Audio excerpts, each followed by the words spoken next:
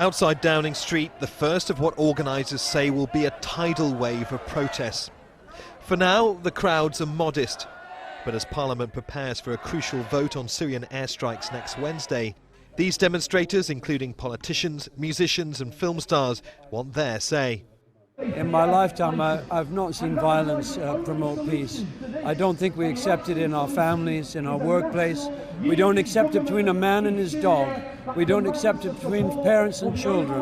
Why are we even contemplating the idea that violence is the solution to this?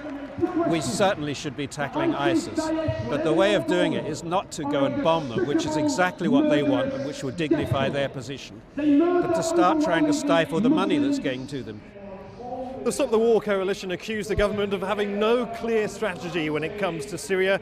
They say that 14 cumulative years of bombings in Afghanistan, Iraq, and now what's happening in the Middle East only threatens to inflame tensions even further and bring more bloodshed to Europe's streets. On Thursday, the British Prime Minister launched a campaign of his own to persuade lawmakers of the need for airstrikes. British bombers have already been hitting ISIL targets in Iraq since last year. He said the fight against ISIL in Syria shouldn't fall to other countries. We shouldn't be content with outsourcing our security to our allies.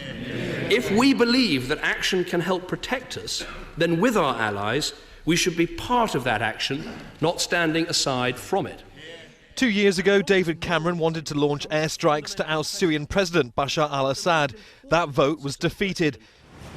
But after the attacks in Paris, France has been assembling a coalition of the willing to destroy ISIL, seen by many as posing a more direct threat to national security. This was the scene in 2003, when a different British government led by the former Prime Minister Tony Blair wanted to invade Iraq. It was the biggest protest in British history against a war many saw as illegal. Don't bomb Syria! Today, the Prime Minister says airstrikes are needed for self-defence, and a growing number of people believe him. Despite this opposition, it's a vote the British government thinks it can win. Niamh Barker, Al Jazeera, London.